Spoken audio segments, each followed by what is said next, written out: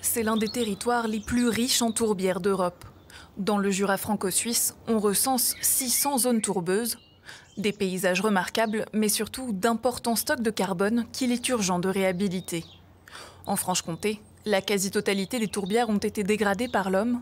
Et une tourbière dysfonctionnelle, c'est 30 tonnes de CO2 émises par hectare et par an, l'équivalent de 4 fois le tour de la Terre en voiture.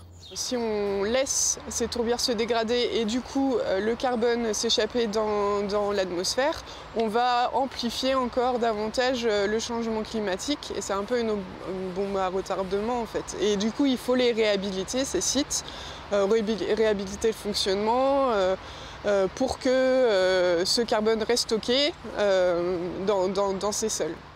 En 7 ans, le programme Life Climat Tourbières du Jura, financé en très grande partie par l'Union européenne, a permis de restaurer 52 zones humides.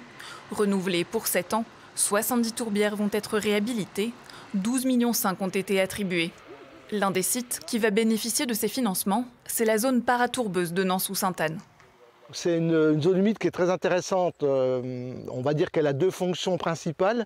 La première, c'est de collecter et de stocker de l'eau et de la restituer après progressivement au lison. Et puis la deuxième, c'est son intérêt biologique, puisqu'elle accueille plusieurs espèces d'oiseaux intéressantes, comme la bécassine des marais, ou la rousserolle verderolle, ou le raldo. Et puis elle abrite également un papillon d'intérêt européen, qui est le cuivré des marais. Par le passé, le site a été asséché pour être cultivé à l'aide de drains qui s'étendent sur une centaine de mètres et limitent son potentiel.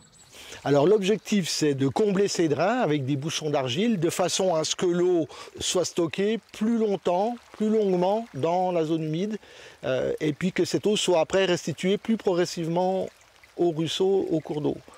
En période d'étiage, cela permettra de limiter les méfaits de la sécheresse tout en accumulant lentement du carbone. Les travaux devraient débuter en 2024.